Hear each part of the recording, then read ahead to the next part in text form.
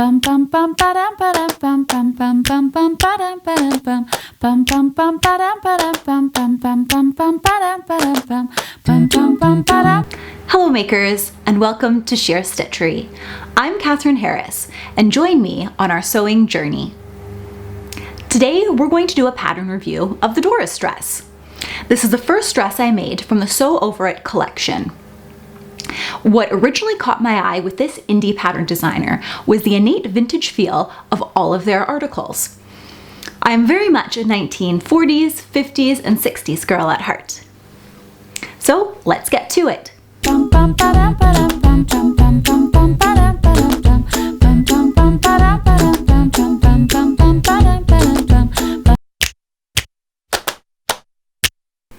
I always sew up a muslin for pretty much every project that I start, especially when I'm starting with a new pattern. And this was no exception. That being said, indie designers are known for having better fit and a little less ease than the big four, which in my opinion is a fantastic thing.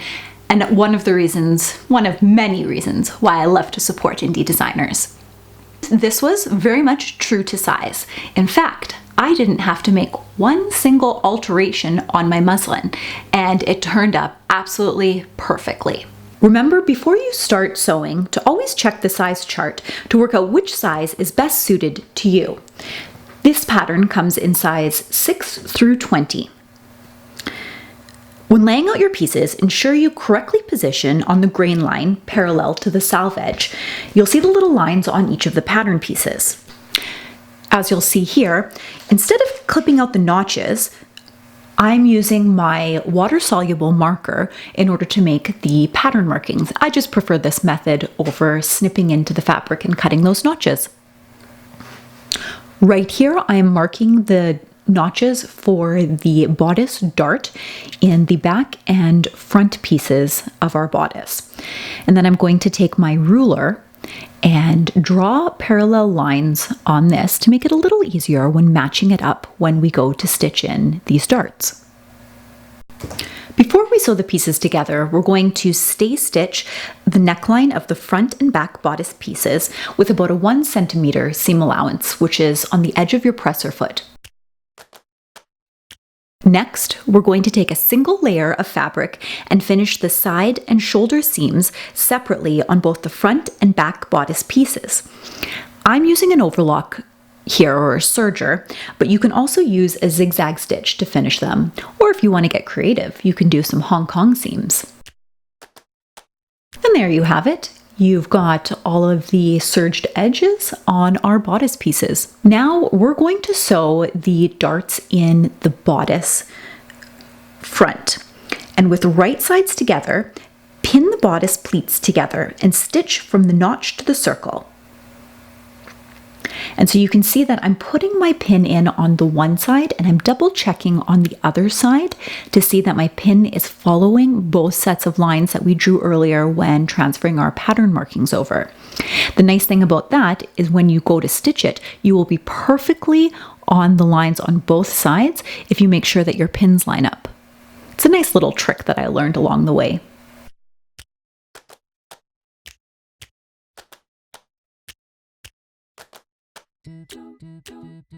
Now we're going to take this to the machine and we're going to stitch it. And because it's not a traditional dart that tapers at the front, we are going to do a back stitch at the front and the bottom of this dart placement, just to add a bit of stability there. And it won't add any additional bulk like you'd traditionally see in a tapered dart.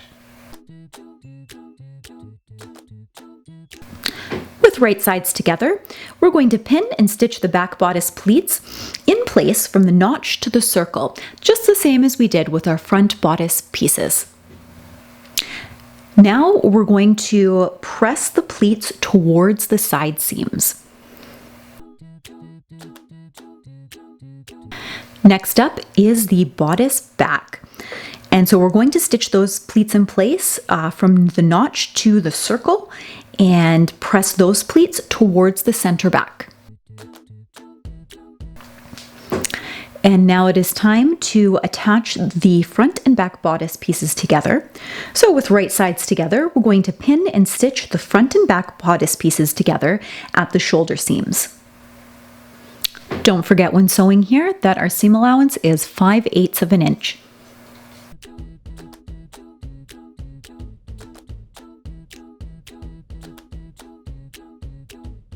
Now we're going to press the seams open on the shoulder seams here. I'm going to do that for both sides. And when you're using a nice cotton lawn like this beautiful fabric from Minerva Crafts, it presses so nicely and has such a soft drape. I absolutely love it. Next, with the right sides together, we're going to pin and stitch the front and back bodice on the right side seam only. The reason we're not doing the left side is because there is a side zip that's going to be going in there. And so because it is a curve, you want to make sure you get your pins in there so that you're not having the fabric slip at all.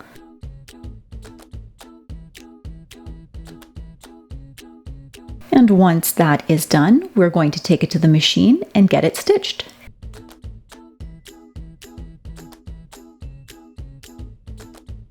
Reinforce the curve on the underarm seam with a second row of stitching on top of the existing stitches. This is because it gets a lot of wear there and there's a bit more tension that's put on that seam, and you want to make sure that it's a bit sturdier than just a single row here.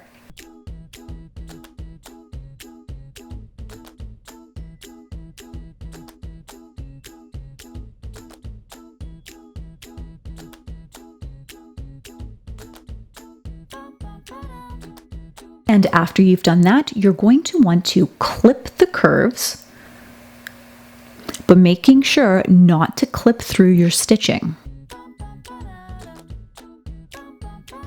Now we're going to take it to the iron and press it.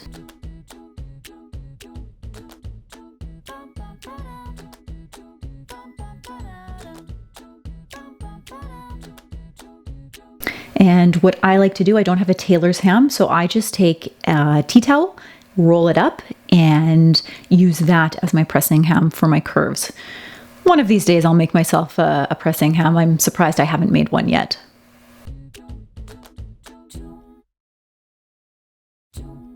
So after you've pressed all the seams open, we are going to move on to the next bit. Now with right sides together, pin and stitch the front and back bodice at the left side seam from the zip notch to the sleeve, so you're not going all the way in. Again, be sure to reinforce the underarm seam with a second row of stitches on top of the existing stitches. So you notice here that I'm not stitching all the way down. We need to leave some room for the zipper.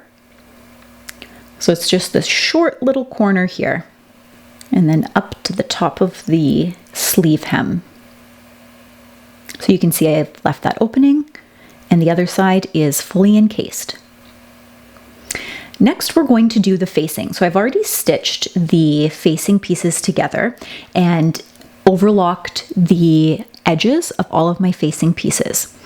What I'm doing here is I am adding on the facing front pieces that are going to go down the neckline here.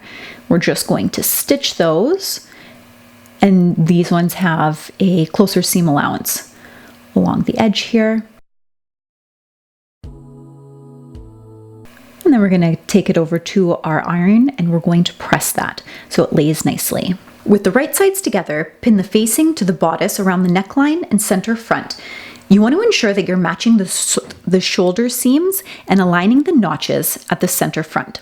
So I like to pin those first. And then starting at the center back, so you're starting in the middle, is where you're going to want to stitch all the way from one side and then start at the center back again through to the other side of the facing.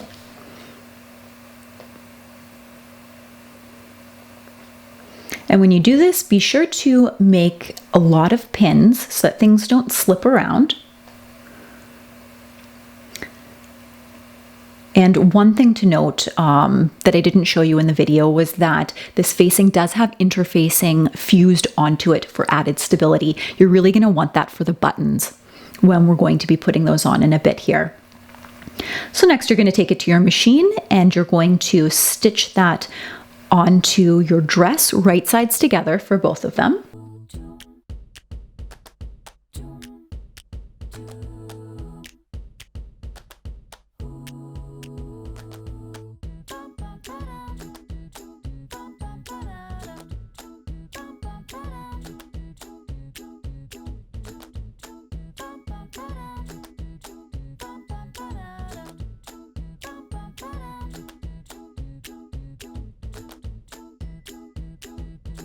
Next, we're going to take our scissors and we are going to trim down the seams and we're going to clip the curves and trim off the corners at the center front edge of the front bodice here.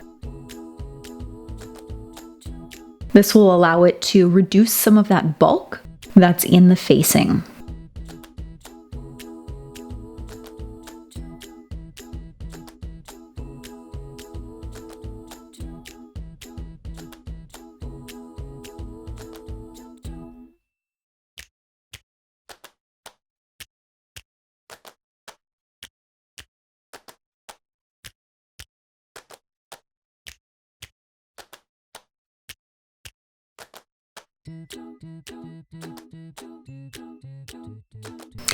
Next, you're going to want to press the facing. You want to make sure that when you're pressing the facing, that all of the seam allowances are being pressed towards the facing. Then we're going to fold the facing over and press it once again.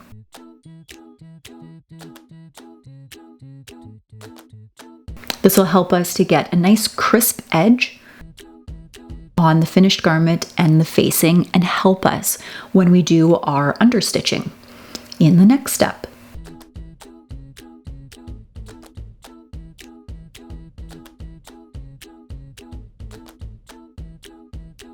Now we're going to take it to our machine and we're going to do some understitching. So because of the way the corners are placed, we can't start the understitching right in the corner. You're probably going to be about 2 centimeters away from that corner. Now make sure that all the seam allowances are towards your facing and that you are stitching through all the seam allowances and your facing when you're doing this understitching. You don't want to be stitching on the right side. Now you can flip that over and your facing will lie absolutely beautifully for you.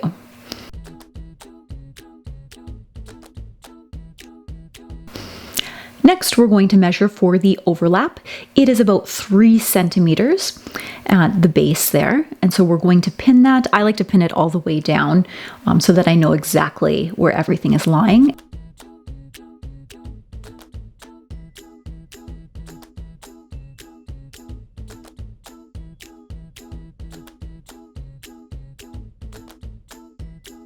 And then we're going to stay stitch that within the seam allowance. So you don't want it to be that 1.5 centimeters. You want it to be a little more narrow than that. Next, we're going to create a double hem on the sleeves by rolling in 5 millimeters on the sleeve and then rolling it a second time, another 5 millimeters. I like to pull off the arm on my sewing machine so that I can easily maneuver the fabric through here while we're stitching the armholes on. I decided to finish all of my edges with a twin needle, so my hem as well as the shoulder sleeves do have a double needle on that. I think it gives a really nice finish to it, but you can easily do it with a single needle. Next, you're going to finish the long edges of all 7 skirt pieces separately with either a serged edge with the overlocker or a zigzag stitch. With right sides together, pin the 2 back skirt pieces, which is pattern piece H, at the center back seam, matching up the notches. Stitch in place and press the seam allowances open. Don't forget to leave a spot for the zipper to come down.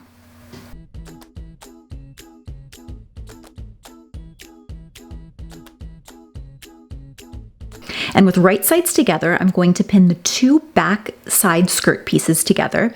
So that is piece I to the center back panel, which is piece H.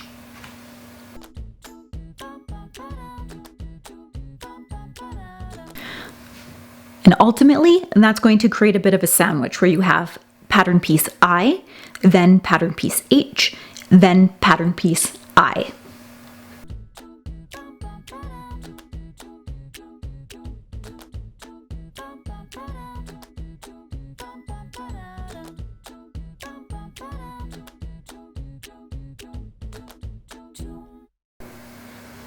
Now we have a finished back of our skirt, and we're going to move on to the front of our skirt.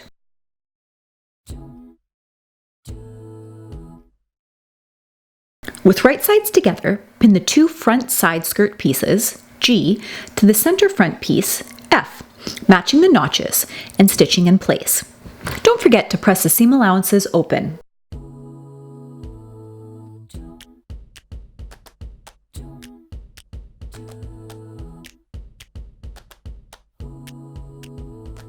With right sides together, we're going to join the skirt front to the skirt back, but only on the right hand side, as if you were wearing the dress. Match up the notches and stitch in place. Now, on the left hand side, we want to start 5 centimeters below the zip notch to the hem. Notice the blue dot on the screen there. We're going to match the notches and stitch in place. We'll also press these seam allowances open. Now, we're going to join our bodice to our skirt. So with right sides together, pin the bodice to the skirt, matching up the pleats with the skirt seams, the center front with the center front seam, and the side seams together. I like to pin these areas first to ensure that they perfectly match up. A trick that you can do if you're not confident that it's going to all match up is you can actually take little stitches right along each of those seams, and it holds almost like the pins. Make sure they're within the seam allowance, and then go back and repin everything. Now we're on to the zipper. Now, this portion isn't in the instructions, but it's something that I always do, and that is to stabilize the zipper area. So I like to use a fusible interfacing on this, especially when the bodice isn't fully lined. So what I'm doing here is I'm fusing in this interfacing to help stabilize our zipper opening. And so you can see that I am using a silk organza press cloth on that. Just while I was going down, you don't want any sticky glue coming up through onto your iron here. And now with right sides together, we're going to insert the concealed zip into the left side seam, keeping to the 1.5 centimeter seam allowance. Ensure that the top of the zipper, where the teeth begin, is positioned at the top zip notch. You may want to secure that zipper in place first along the tape using a standard zipper foot before using your concealed zipper foot. In this instance, I didn't do that. I just pinned it and went straight to my concealed zipper foot. So we're going to switch from our regular presser foot to a concealed zipper foot, so you can see what that looks like. If you don't have one, I will leave a link in the description down below where you can find them. Just make sure that it is the correct one for your machine. I do use a baby lock machine here, so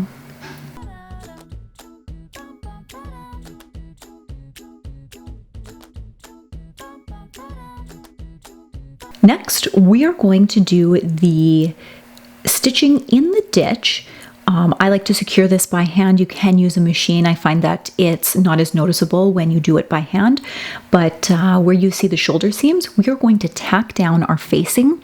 That way it doesn't flip up on you when you're putting your dress on, and you know how you sometimes see those collars that come up? You don't want that.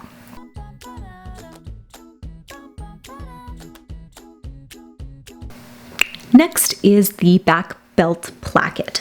So I decided to do version 2 where there wasn't the full ties.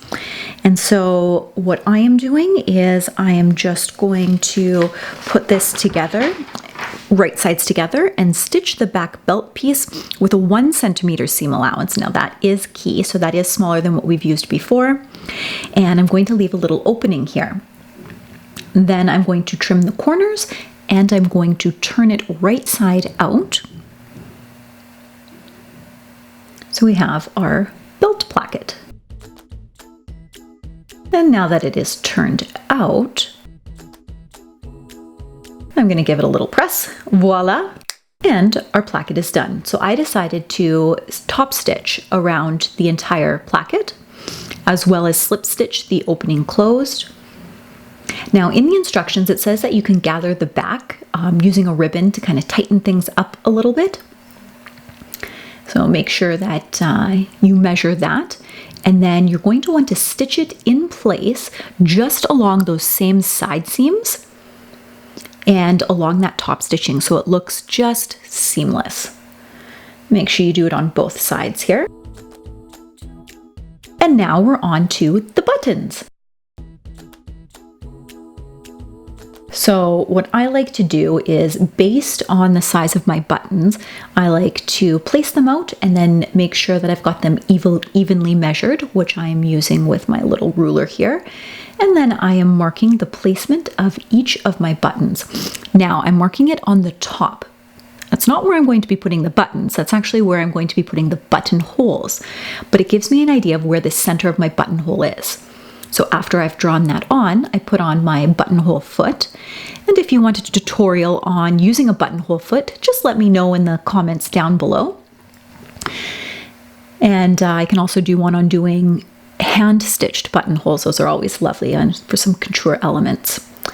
So I don't have a buttonhole punch, but what I like to do is I like to put pins on either end of the buttonhole, put my seam ripper in, and then pull it through. This ensures that you're never going to go through the buttonhole and rip through that.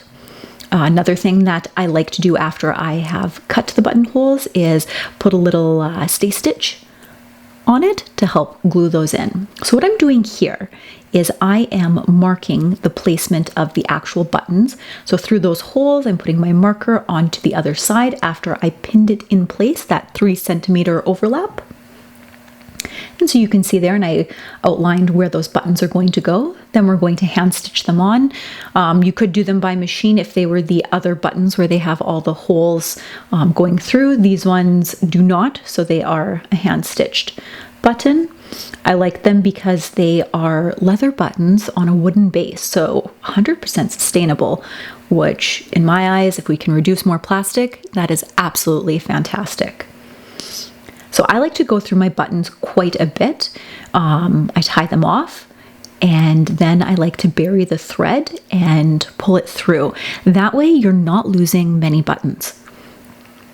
And so it's a technique that I learned from Claire Schaefer in her Couture Techniques book, which is an amazing read if you're looking for a book to read on your next holiday or road trip, if you're the passenger and you don't have to drive. If you want to see more of my makes, check me out on Instagram at Sheer Stitchery. You can also check me out on my Etsy store, also called Sheer Stitchery. And if you'd like to subscribe to my newsletter, you can find it at www.sheerstitchery.com. Until next time, get your sewspiration on. Bum bum bum ba-dum ba-dum bum bum bum bum bum ba-dum ba-dum bum bum bum bum ba-dum ba-dum bum bum bum bum bum ba-dum ba-dum bum bum bum bum ba-dum ba-dum bum bum bum bum bum ba-dum ba-dum bum bum bum bum ba-dum ba-dum bum bum bum bum bum ba-dum ba-dum bum bum bum bum ba-dum ba-dum bum bum bum bum bum ba-dum ba-dum bum bum bum bum ba-dum ba-dum bum bum bum bum bum ba-dum ba-dum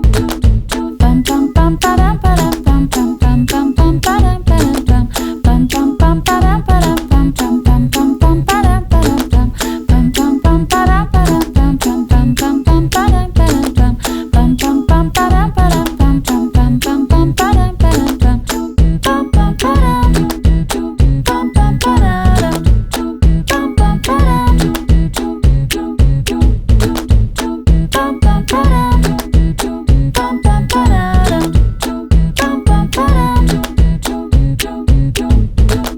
chum bum bum ba-dum ba-dum bum bum chum bum bum ba-dum ba-dum bum bum bum ba-dum ba-dum bum bum bum bum bum ba-dum ba-dum bum chum